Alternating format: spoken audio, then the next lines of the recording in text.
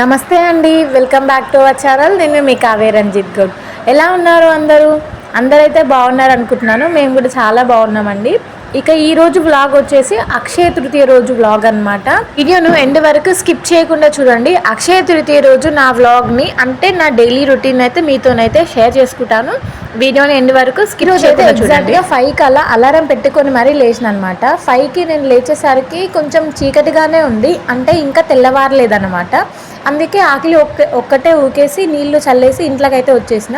ఇంట్లో పనులు చేసుకున్న తర్వాత బయట పని చూసుకుందాంలే అని చెప్పేసి ఇంట్లోకి అయితే వచ్చేసి పూజా మందిరంలో అయితే కొన్ని క్లీనింగ్స్ అయితే ఉన్నాయన్నమాట. నిన్న మంగళవారం కాబట్టి అవి క్లీనింగ్స్ అయితే ఏం చేసుకోలేదు. ఇంకా ఈ రోజే కొంచెం ఎర్లీగా లేచి క్లీన్ చేసుకుందాంలే, ఇంకా దీపపు కుందులు అవన్నీ అయితే క్లీన్ చేసుకునేటివి ఉన్నాయన్నమాట. అందుకని కొంచెం ఎర్లీగానే లేచిన తర్వాత ఇంకా ఫ్రెష్ అప్ అయిపోయిన తర్వాత ఫస్ట్ అయితే వాటిని మొత్తం క్లీన్ చేసుకున్న తర్వాత కొంచెం తెల్లారిన తర్వాత నాకైతే ఎక్కువగా అయితే డిజైన్సే వచ్చనమాట. ఈ చుక్కల ముగ్గులు, ఈ మెలకల ముగ్గులు అంత పెద్దగా రావు, కానీ ఇప్పుడిప్పుడే కొన్ని అయితే నేర్చుకుంటున్నా. నాకైతే ఇవే చూడడానికి అయితే మంచిగా అనిపిస్తుంది, అందుకే ఇవే వేస్తా. ఎక్కువ రావు కదా, వచ్చి మధ్యలో ముగ్గు వేయడం వరకు ఓకే, కానీ బార్డర్లకు ఏమయ్యాలో నాకైతే అస్సలే అర్థం కాదు. ఇదైతే పెద్ద టాస్క్ నాకైతే డైలీ. మళ్ళీ నాకేమనిపిస్తుంది అంటే ఒక రోజు వేసిన ముగ్గు ఇంకొక రోజు అస్సలు వేయాలనిపించదు అనమాట, డిఫరెంట్గా వేయాలనిపిస్తుంది. ఇంకా ఫోన్లో సెర్చ్ చేసి మరీ వేస్తూ ఉంటాం ముగ్గులు. ఆ టైంలో మా బావ నన్ను చూసిండు అనుకోండి, ఏమంటాడంటే నీకేం పని ఉండదు, ఇట్లాంటి పిచ్చి పిచ్చి పనులు చేస్తావని అనుకుంటూ వెళ్ళిపోతాడు అనమాట. కాస్ట్ అయితే తెల్లారింది కదా, మిగతా పనులు కూడా అన్ని కంప్లీట్ చేసుకోవాలని చెప్పేసి గబగబా ఫస్ట్ అయితే ఇల్లు మొత్తం ఆఫ్ చేసుకొచ్చిన. ఇంకా బయట కూడా వరండా మొత్తం ఆఫ్ చేసుకొచ్చిన. అసలు యాక్చువల్గా నేను ఏమైనా ఫెస్టివల్స్ ఉన్నా, ఇంకేమైనా ఇంట్లో ఇంకేమైనా బర్త్డేస్ ఉన్నా, ఇంకేమన్నా ఉన్నా కూడా ఖచ్చితంగా నేనైతే ముందు రోజు అన్నీ క్లీన్ చేసి పెట్టుకుంటా. ఇల్లు కడగడం కానీ, తుడవడం కానీ, ఇంకా పూజా మందిరంలో అయినా సరే, ఇంకా బయట ఎక్కడైనా సరే, ఇంకేం వర్క్స్ ఉన్నా సరే నేను ముందు రోజు నైటే చేసి పెట్టుకుంటా. ఇంకా చెప్పాలంటే ఫ్రెష్ అయిన తర్వాత తులసమ్మ దగ్గర కూడా అక్కడే ముందు రోజే పూజించుకుంటా అనమాట. ఎందుకంటే ఫెస్టివల్స్ రోజు ఎట్లాంటి హడావిడి ఉండకూడదు అని చెప్పేసి ముందుగానే చేసుకుంటా. కానీ ఈ రోజు ఏంటంటే నిన్న మంగళవారంగా, నిన్న అంటే అక్షయ తృతీయ వచ్చేసి బుధవారం అవుతుంది కదా, మంగళవారం రోజు ఎట్లాంటి క్లీనింగ్స్ అవి చేసుకోవద్దు అని చెప్పేసి నేను ఈ రోజే పెట్టుకున్నా ఈ వర్క్ మొత్తం. అందుకే కాస్త లేట్ అయిందేమో అని చెప్పేసి నేనైతే అనుకున్నా. ముందు రోజు చేసుకుంటే ఇంత బర్డెన్ అయితే పడేది కాదేమో. దానికి తోడుగా ఇంట్లో మా బాపమ్మ కూడా లేదనమాట, నిన్ననే వెళ్ళిపోయింది. ఊళ్ళో ఫంక్షన్ ఇస్తున్నారు అని చెప్పేసి వెళ్ళిపోయింది. ఒక 2-3 days అలా ఉండి మళ్ళీ వచ్చేస్తుంది. పాపమ్మ ఉండుంటే మాత్రం ఖచ్చితంగా ఎర్లీ మార్నింగే లేపేదనమాట. లే బిడ్డ పనులు చేసుకోవాలి, తొందరగా చేసుకొని కూర్చుందులే అని చెప్పేసి లేపేది. ఇంకా ఏ పనిలో అయినా సరే ఖచ్చితంగా తన వంతు సహాయం అయితే ఖచ్చితంగా చేసేదనమాట. తనకు చేత కాకున్నా సరే ఏదో ఒక హెల్ప్ అయితే చేసేది. నిజంగా అప్పటోళ్ళే చాలా గ్రేట్ అని చెప్పేసి నాకైతే అనిపిస్తుంది. నాకైతే అనిపిస్తుంది అప్పటోళ్ళు ఎట్లా చేసుకున్నారో. పెద్ద పెద్ద బిల్డింగ్లు కూడా కాదు, పెంకుటింట్లు ఉంటాయి కదా, వాటి నుంచి మట్టి కూడా రాలుతుంది. అసలు ఎట్లా చేసుకునే వాళ్ళేమో వర్క్ మొత్తం. ఇంకా జాయింట్ ఫ్యామిలీ ఉండేది కదా అప్పట్లో, ఆ వర్క్ అయితే ఎట్లా చేసుకునేదో నిజంగా వాళ్ళు చాలా గ్రేట్ అనిపిస్తుంది నాకైతే. ఇప్పుడున్న జనరేషన్లో 2-3 చేసి పెట్టాలంటేనే చాలా కష్టం అనిపిస్తుంది. అదేందో అప్పటికిప్పటికి ఏం చేంజ్ అయిందో తెలియదు, కానీ వర్క్ చేయాలంటే మాత్రం చాలా కష్టం అనిపిస్తుంది కదా. నేనైతే అనుకున్నా సూర్యోదయానికి ముందే ఈ పనులన్నీ కంప్లీట్ అయిపోయిన తర్వాత దీపం పెట్టుకోవాలనుకున్నా. ఇంకా ఈరోజు అక్షయ తృతీయ కాబట్టి కొంచెం ఉప్పు దీపం కూడా పెట్టుకోవాలి. ఇంకా అవన్నీ పనులు తొందరనే కంప్లీట్ చేసుకోవాలనుకున్నా. నేను ఒక్కదాన్నే కాబట్టి కొంచెం కాస్త లేట్ అయింది, కానీ నేను అనుకున్న పనులన్నీ ఖచ్చితంగానే చేసుకున్నా. నేనైతే అవన్నీ మీతో షేర్ చేస్తాను. ఇంకా అవన్నీ ఉప్పు దీపం కానీ ఇంకా ఎట్లా పెట్టుకున్నా, ఇంకా అక్షయ పాత్ర కూడా పెట్టుకోవాలి అని చెప్పేసి నేను అనుకున్నా. మా అత్తమ్మ ముందు రోజే చెప్పింది అనమాట, నువ్వు పెట్టు ఇంట్లో అని చెప్పేసి చెప్పింది. ఇంకా అత్తమ్మ మాట కాదనడం ఎందుకులే అని చెప్పేసి మా అత్తమ్మ చెప్పింది ఎట్లా పెట్టాలి ఏంటి ప్రాసెస్ అనేది.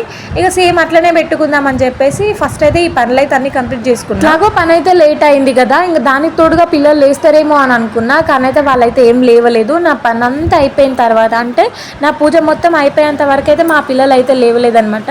నాకైతే చాలా ప్లస్ పాయింట్ అయ్యింది. వాళ్ళు లేచిరంటే వాళ్ళ వెనకమాలనే తిరగడం, వాళ్ళకు తినిపించడం, తాపించడం ఇదే సరిపోతుంది కదా, శ్రద్ధగా పూజ కూడా చేసుకోలేము. పండుగలకైనా సరే, ఇంకే స్పెషల్గా పూజలు చేసుకున్నా సరే, ఎప్పుడైనా సరే నేనైతే ఫస్ట్ బయట పనులన్నీ కంప్లీట్ చేసుకున్నాక ఇంకా పూజా మందిరంలో కూడా అన్నీ ఒకే దగ్గర తెచ్చిపెట్టుకున్న తర్వాత కూర్చున్న తర్వాత లేవద్దు అన్న ప్రకారం అయితే నేను అన్ని దగ్గర తెచ్చిపెట్టుకుంటా. ఇంకా బయట పనులు అయిపోతే ఇంకా బయటికి వెళ్ళే పని ఏమి ఉండదు కదా. ఇంకా బయట మొత్తం కంప్లీట్ చేసుకున్న తర్వాత పూజ దగ్గరికి అయితే వెళ్ళిపోతాను నేను. వ్లాగ్ వచ్చేసి అక్షయ తృతీయ రోజు వ్లాగ్ కదా. అసలు అక్షయ తృతీయ అంటే ఏంటి, కొన్ని డీటెయిల్స్ అయితే తెలుసుకుందాం. అరణ్యవాసంలో ఉన్న పాండవులకు సూర్య భగవానుడు అక్షయ పాత్రను ఇచ్చిన రోజు ఈ రోజే అన్నమాట. అన్నపూర్ణాదేవి తన అవతారాన్ని స్వీకరించిన రోజునే అక్షయ తృతీయ కూడా భావిస్తారు. పరమ పవిత్రమైన గంగాజలం కూడా భూమిని తాకిన రోజు కూడా అక్షయ తృతీయగానే భావిస్తారనమాట. అంతేకాదు నిరుపేదలైనటువంటి కుచేలుని శ్రీకృష్ణ పరమాత్ముడు గ్రహించిన రోజును కూడా అక్షయ తృతీయగానే అంటారు.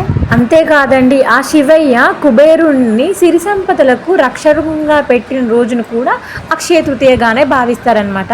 ఇన్ని మంచి పనులు జరిగిన అక్షయ తృతీయ రోజు మనం ఏ పనులు చేపట్టినా, ఏ పనులను మనం ఆచరించినా ఖచ్చితంగా ఆ పనులన్నీ పెడతాయి, సక్సెస్ఫుల్ గా కంప్లీట్ అవుతాయని చెప్పేసి చాలా మంది నమ్మకం అనమాట. అంతేకాదండి, చాలా మంది అక్షయ తృతీయ రోజు బంగారం అయితే ఇంటికైతే కొని తెచ్చి పెట్టుకుంటారనమాట. అలా తెచ్చి పెట్టుకోవడం వల్ల సంవత్సరం మొత్తం ఎప్పుడూ మనం అష్టైశ్వర్యాలతోనే ఉంటామని చెప్పేసి వాళ్ళ నమ్మకము. కానీ అక్షయ తృతీయ రోజు కంపల్సరీ బంగారమే కొనాలనే అవసరం అయితే ఏం లేదు. లక్ష్మీ అమ్మవారికి ఇష్టమైన వస్తువులు అయితే ఇంకా చాలా ఉన్నాయి.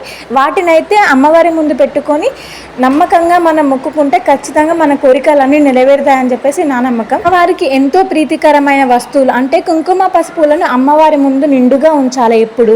అలాగే ఇంకా అమ్మవారికి ఇష్టమైన ఉప్పు దీపం అయితే ఈరోజు పెట్టుకోవాలనుకున్నా, అది కూడా పెట్టుకున్నా. ఇంట్లో అయితే ఖచ్చితంగా ఉప్పు దీపం పెట్టుకోండి, ఎందుకంటే అమ్మవారికి చాలా ఇష్టం అనమాట ఉప్పు దీపం. దీపం పెట్టుకోవడం వల్ల మనం మంచిగా అయితే మనకు మంచిగా కలిసి వస్తుందని అయితే నేను చెప్పాను, కానీ ఒక మంచి పాజిటివ్ వైబ్ అయితే వస్తుంది. మన ఇంట్లో ఉన్న నెగిటివ్ ఎనర్జీ అంతా పోయి పాజిటివ్గా అనిపిస్తుంది. నాకైతే అట్లనే అనిపిస్తుంది.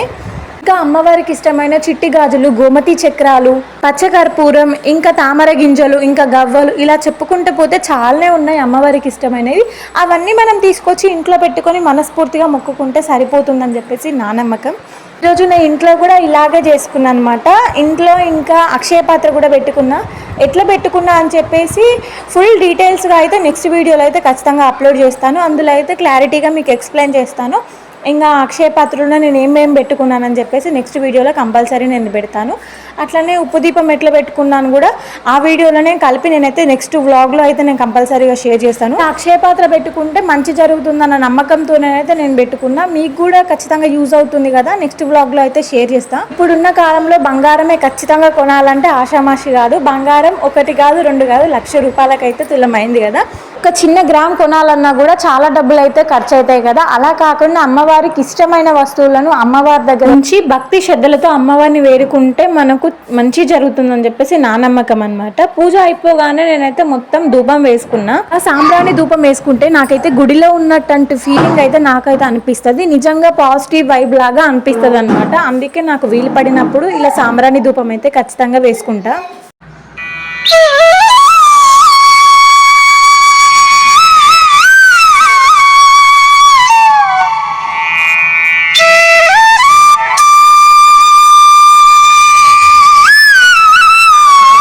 ఇంట్లో పని, పూజ పని అదంతా తీరేసరికి నాకైతే 7-7:30 అలా టైం అయితే అయిపోయింది. ఇంట్లో అయితే లక్ష్మీ సహస్రనామాలి శ్లోకాలు, ఇంకా లలిత శ్లోకాలు సంబంధించిన బుక్ అయితే ఉండే అనమాట. ఆ బుక్ అయితే కరెక్ట్గా ఇప్పుడైతే ఒప్పించలేదు. అందుకే ఇంట్లోనే ఫోన్లోనే అయితే ఇట్లా శ్లోకాలు అయితే పెట్టుకొని పూజ అయితే మొత్తం కంప్లీట్ చేసుకున్నా. పూజ కంప్లీట్ అయిన కొద్దిసేపటికి అయితే పిల్లలు అయితే లేచారు. అందుకే ఫస్ట్ వాళ్ళకి పాలు ఇచ్చిన తర్వాత మిగతా పని అయితే చేసుకోవచ్చు కదా అని చెప్పేసి పిల్లలిద్దరికి బూస్ట్ కలిపి మిల్క్ అయితే ఇచ్చేసిన. ఇంకా ఈరోజు అయితే కాకరకాయ ఫ్రై చేద్దాం అనుకున్నాం. బావకైతే చాలా ఇష్టం అనమాట కాకరకాయ ఫ్రై. కానీ ఆల్రెడీ టైం అయితే 8:15 అలా దాటిపోతుంది అనమాట. ఇంకా మా బావకైతే 9 కల్లా, ఎగ్జాక్ట్ 9 కల్లా డ్యూటీ ఉందని చెప్పేసి మెసేజ్ అయితే వచ్చింది. ఇంకొక 20 మినిట్స్ ముందే ఇంట్లో నుంచి అయితే వెళ్తాడు. కర్రీ అయితే ఇంకా కాలేదు, రైస్ ఒకటే అయ్యింది. అందుకే పెరుగు రైస్ చేయమని చెప్పాడు అనమాట, కర్డ్ రైస్. అది కూడా మా బావకి ఇష్టం, కానీ దానికంటే ఎక్కువ కాకరకాయ ఫ్రై అంటే చాలా ఇష్టం అనమాట. ఈరోజు ఆయన గురించే చేద్దాం అనుకున్నా, కానీ కుదరదు కదా అని చెప్పేసి కర్డ్ రైసే చేయమని చెప్పాడు. అందుకే ఇంట్లో పెరిగి ఉంటే కర్డ్ రైస్ అయితే చేసి పెడదాం అనుకున్నా. ఇక కర్డ్ రైస్కి అన్ని ప్రిపేర్ చేసిన. మధ్యలో మా బావ కూడా వచ్చి హెల్ప్ చేసిండు. నేను అయితే తిడతాడేమో అనుకున్నా, ఎందుకంటే ఈరోజు కొంచెం పూజకు అటు ఇటు లేట్ అయింది కదా, అంత పొద్దున్న లేచినా కర్రీ కూడా ఉండలేదా అని చెప్పేసి కోపడతాడేమో అనుకున్నా, కానీ ఏం కోపట్లేదు. ఇంకా మధ్యలో వచ్చి నాకు హెల్ప్ చేసిండు అనమాట. మిగతా రోజుల్లో ఏమో కానీ ఇట్లాంటి పూజలు చేసుకున్న రోజులలో అయితే ఖచ్చితంగా మా బావని అయితే నాకు హెల్ప్ చేస్తాడు. నిజంగా చాలా హ్యాపీగా అనిపిస్తుంది హస్బెండ్స్ ఇట్లా హెల్ప్ చేస్తే, ఫుల్ హ్యాపీగా అనిపిస్తుంది కదా. నాకు కూడా అట్లనే అనమాట. ఇంకా తిడతాడేమో అనుకున్నా, ఏమనలేదు. తొందరగా కర్డ్ రైస్ అయితే చేసి ఇచ్చేసి మా బావ కూడా తిని డ్యూటీకి అయితే వెళ్ళిపోయిండు. బావ వెళ్ళిపోగానే మా కన్నయ్య కూడా బాగా ఏడ్చింది అనమాట, నాకు కూడా కర్డ్ రైస్ కావాలని చెప్పేసి. వాడికి కూడా కొంచెం తినిపించుకుంటూ నేను కూడా కొంచెం తిన్నా. 4:30కి లేచిన కదా, అప్పటి నుంచి ఏం తినలే తాగలేదు కదా, బాగా కళ్ళు తిరుగుతున్నట్టు అనిపించినాయి. అందుకే ఫస్ట్ అయితే అమ్మవారి దగ్గర పెట్టిన పాలని స్వీకరించిన తర్వాత నెక్స్ట్ నేనైతే కర్డ్ రైస్ తిన్న తర్వాత ఇంకా అప్పుడు నిదానంగా కూర్చొని కాకరకాయ ఫ్రై అయితే చేసిన. యాక్చువల్గా ఈ కాకరకాయ ఫ్రై మా బావ కోసం ఇష్టంగా చేద్దాం అనుకున్నా, కానీ మా బావ తినకుండానే మాకే అయిపోయింది అనమాట ఈ కర్రీ. అంతే కదా, ఎవరికైనా సరే ఎవరికి రాసి పెట్టుంటే వాళ్ళకి అదే దగ్గుతుంది అంటారు కదా. ఈ కాకరకాయ ఫ్రై మా బావకు తినే అదృష్టం లేదని నేనైతే అనుకున్నా. ఇక ఈ అక్షయ తృతీయ రోజు అయితే నా రొటీన్ అయితే ఇట్లా జరిగిందనమాట. ఐ హోప్ ఈ వీడియో మీకు నచ్చిందని అనుకుంటున్నాను. నెక్స్ట్ వ్లాగ్లో అయితే నేను షేర్ చేస్తాను అని చెప్పినా కదా, నెక్స్ట్ వీడియో అయితే అదే నేను షేర్ చేశాను అనమాట.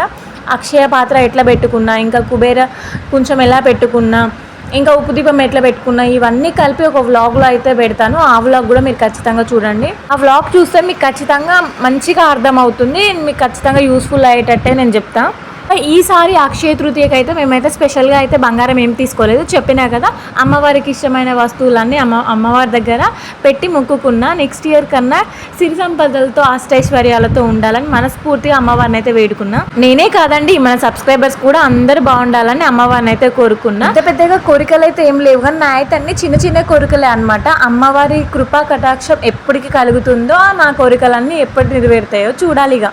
ఇంతకీ ఈ అక్షయ తృతీయకి మీరేమైనా బంగారం ఏమైనా తీసుకున్నారా, ఇంకా విలువైన వస్తువులు ఏమైనా తీసుకున్నారా నాతోనైతే షేర్ చేయండి. అంత అయిపోగానే సింపుల్గా అయితే ఇలా పెయింటింగ్ చేసుకున్నా. ఎలా ఉందో మీరే చెప్పాలి. ఇంకో బ్యూటిఫుల్ వీడియోతోనైతే మీ ముందుకు వచ్చేస్తాను. బాయ్.